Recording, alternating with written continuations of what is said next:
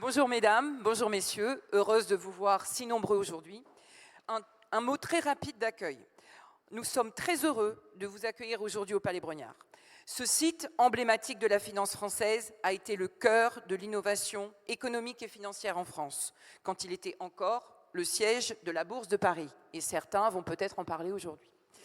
Quand la Bourse de Paris a quitté le Palais, il n'est pas devenu un musée figé, mais un lieu réinventé, qui s'est transformé en un lieu événementiel iconique, un carrefour d'idées et de projets où l'on débat toujours des grandes mutations économiques, sociales et technologiques. Aujourd'hui, aux côtés de Finance Innovation, il était donc naturel et évident que le Palais accueille le RecTech Day 2025, dont c'est déjà la 2e édition. Ce rendez-vous majeur nous rassemble autour de thématiques essentielles, telles la conformité réglementaire, l'intelligence artificielle, la data, la digitalisation. Un dialogue unique entre l'héritage de la finance d'hier et les innovations qui dessinent celle de demain. Je vous souhaite à tous et à tous une excellente journée d'échanges, de découvertes et de rencontres au Palais Brongniart.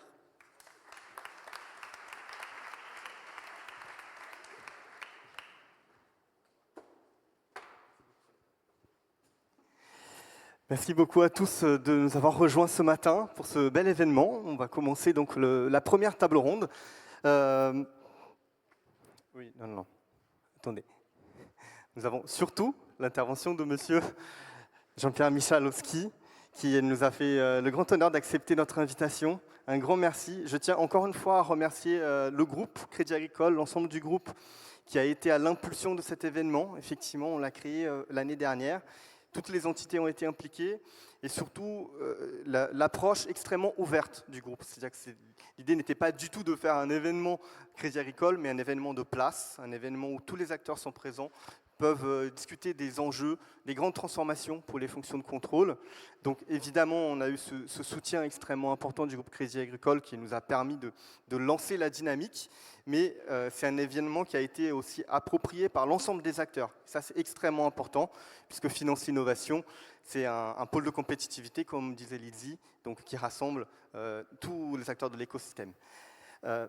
Jean-Pierre, j'ai le plaisir de vous passer la parole et merci encore.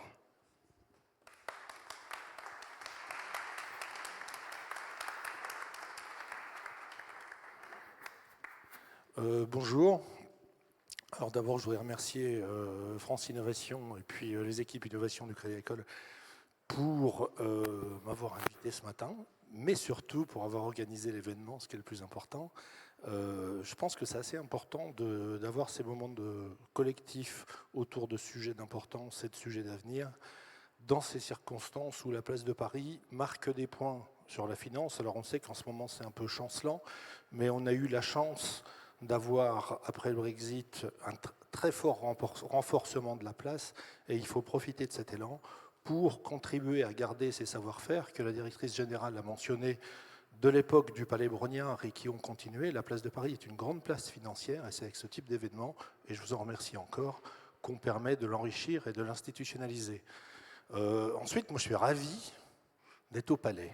Alors je suis désolé, je vais faire un peu de séance nostalgie, mais mon premier job, c'était exactement ici. C'était là où on a pris le café ce matin. Ça a été bricolé, hein, parce que la corbeille à l'époque était au rez-de-chaussée. Et là où on a pris le café ce matin, c'était la cotation de la rente. Alors à l'époque, on ne parlait pas d'obligation, parce qu'on n'avait pas assez de dettes, donc on avait assez peu à côté. Donc à l'époque, on parlait de la rente. Donc on cotait la rente exactement là où on a pris le café ce matin. Donc c'était quand même un petit moment de nostalgie pour moi, parce que ça a été mon premier job dans un établissement que certains connaissent peut-être de nom, qui s'appelait Mescar-Troussel. 572 pour son code boursier. Donc, bon, la place a évolué, évidemment, les marchés de criers ont disparu, et puis la place s'est enrichie, et la place de Paris est devenue une très grande place de marché de capitaux, avec les champions qu'on connaît, et c'est également une très grande place sur tout le buy-side. On a des champions de l'asset management, on a des champions, alors au Crédit Agricole effectivement, mais pas que. C'est devenu une grande place d'asset management, et symétriquement, c'est également devenu une grande place de l'asset servicing. Et l'asset servicing, c'est le métier de KCIS. On est la branche d'asset servicing du groupe Crédit Agricole. Et avec BPSS, on fait partie de ceux qui développons, des quelques Français qui développons le métier à l'international. Et on peut être très fiers de ces développements. Et je pense qu'au moment des enjeux de souveraineté qu'on est en train d'évoquer, c'est important de renforcer la souveraineté tant par l'asset management que par l'asset servicing de la conservation de l'épargne des Européens. On se développe pas mal aux Pays-Bas en ce moment. 90% de l'épargne des fonds de pension des citoyens des Pays-Bas sont gérés par des Américains, les BlackRock, Vanguard et compagnie, et sont conservés par des Américains, les Bank of New York ou les State Street. Donc, aucun acteur asiatique ou européen ne s'implantera aux États-Unis. Donc, il faut qu'on fasse preuve de souveraineté, et c'est le moment qui est critique où on doit renforcer tous les acteurs européens. Je dis bien européens, pas que français, mais bon, en France, on a un temps d'avance pour contribuer à cette souveraineté européenne. Alors, je vais vous donner 2-3 petites stats sur KCIS. On n'a pas trop mal réussi. On est une boîte qui va plutôt pas mal. Si vous achetez un fonds aujourd'hui chez Crédit Agricole, ça va de soi, mais si vous l'achetez aux banques populaires, aux caisses d'épargne, si vous l'achetez à la Banque Postale, si vous l'achetez chez Groupama, si vous l'achetez au Crédit Mutuel, si vous l'achetez chez Lazare, chez Rothschild, à la fin, votre fonds, l'argent que vous avez versé, il est chez KCIS, quoi. Si vous avez un contrat d'assurance chez Massif, chez Groupama, chez d'assurance vie, chez Predica, parce que c'est la maison, ou à la CNP, à la fin, l'argent et votre argent, il est chez KCIS. Si vous avez la chance d'avoir un système de retraite complémentaire, l'Agir Carco, l'Agir Carco a des réserves, ces réserves, elles sont chez KCIS.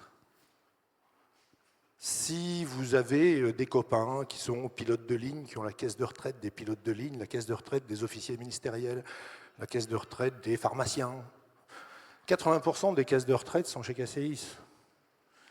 Donc on a dans nos coffres à peu près 2/3 de l'épargne financière des Français. Et la France, c'est 1/4 de notre activité. C'est 1/4 de notre staff, c'est 1/4 de notre RBE, c'est 1/4 de notre revenu global, enfin voilà. On est présent dans 17 pays, on est 8000. On est très spécialisé sur le buy-side, c'est-à-dire la gestion de l'épargne pour compte de tiers.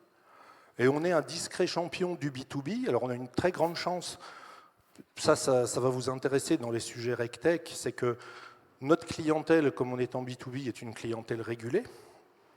Donc ça nous donne un certain niveau de confort. Mais une fois de plus, on est des métiers cachés, on est quelques champions en Europe. J'insiste sur ce que j'ai dit précédemment. On ne doit pas ouvrir un boulevard aux Américains et on doit aujourd'hui gérer notre souveraineté. Certains sont banquiers parmi vous. On a tous contribué au FRU pendant des années. Pendant des années, on a mis de l'argent pour monter un fonds souverain européen qui servirait de réserve au cas où une banque tomberait. Les actifs de ce que toutes les banques européennes ont contribué à créer sont chez un Américain. Et c'est un fonds souverain européen. Donc, s'il vous plaît, passez ce message. Je pense qu'il ne faut pas qu'on ait peur de montrer qu'on est bon, de montrer qu'on est solide, de montrer qu'on a des savoir-faire. Et c'est à ce prix qu'on développera la place de Paris. Alors, comment on développera aussi la place de Paris? C'est grâce à la techno. C'est grâce à des tas de choses que vous allez aujourd'hui, j'ai regardé le programme, dans les différents workshops que vous avez, vous aurez des tas de sujets d'échange sur ce qu'apporte la techno. C'est inéluctable. Aujourd'hui, on est à un virage sur... Et moi, j'ai du mal en interne parce qu'on a des freins. On est sur un virage où l'IT va se décentraliser, où l'innovation, où le savoir-faire va se disséminer parmi tous nos collaborateurs. Donc, comment on fait quand on est une boîte comme KCIS pour au jour le jour la faire tourner?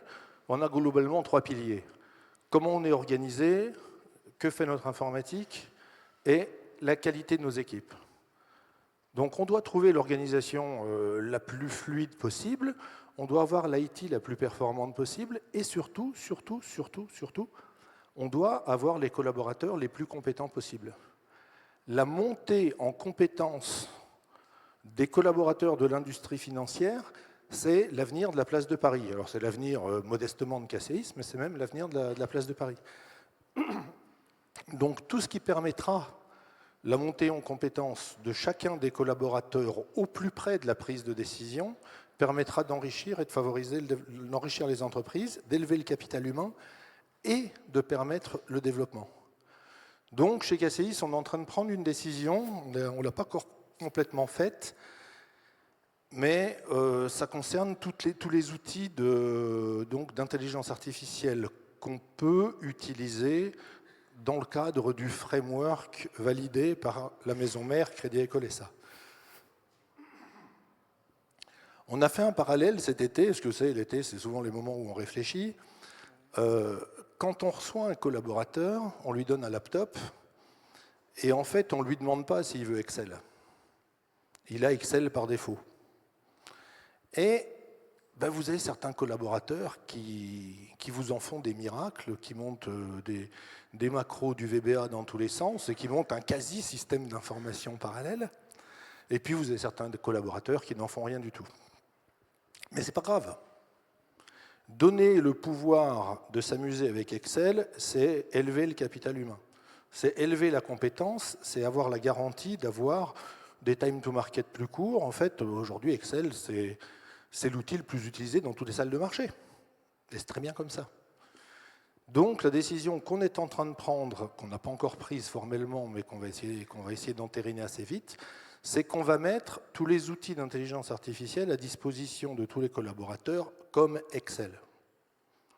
Et donc, certains en feront rien, et puis d'autres les utiliseront à bon escient en apportant de la valeur pour eux-mêmes et en apportant de la valeur pour l'entreprise. Et donc je pense que c'est à l'aune de cette inévitable dissémination de la tech que vous devez prendre vos séminaires d'aujourd'hui. Pour la place de Paris a une très très bonne réputation. Elle a une très bonne réputation, notamment grâce à la stimulation des régulateurs à muscler les fonctions de contrôle dans tous les établissements bancaires. Toutes les véroles qu'on a pu avoir sont venues des États-Unis. Enron, Madoff, les subprimes, les machins, les trucs, c'est ceux qui donnent des leçons, mais les véroles n'ont jamais été originés en France. On a des petits trucs, des bricoles, mais il n'y a pas d'incidents majeurs systémiques qui sont venus d'Europe. Pourquoi ? Parce que nos établissements bancaires et assimilés, asset managers, assureurs, etc., de la sphère financière sont remarquablement bien contrôlés. Et c'est contrôlé avec une dynamique de progrès. Et donc, le sujet que vous avez aujourd'hui, c'est comment la tech peut nous aider à passer de l'analyse par sondage à l'analyse systématique. C'est-à-dire que, bon, voilà, on a tel ou tel point de contrôle à vérifier, on va faire des sondages. Et en fait, petit à petit, la techno permet de s'affranchir de l'approche des sondages pour contrôler 100%. Donc je pense que c'est sous cet angle-là qu'il faut que vous abordiez cette journée, qui est un angle d'enrichissement des établissements de la sphère financière, alors, pas forcément que les banques, mais de la sphère financière, en permettant d'avoir un dispositif robuste, contrôlé et maintenir la réputation de la place de Paris telle qu'elle est aujourd'hui, de manière à préserver notre innovation de demain. Voilà. Je vous remercie pour votre attention. Je vous remercie d'être resté jusqu'à la fin, c'est super. Puis je vous souhaite une très bonne journée.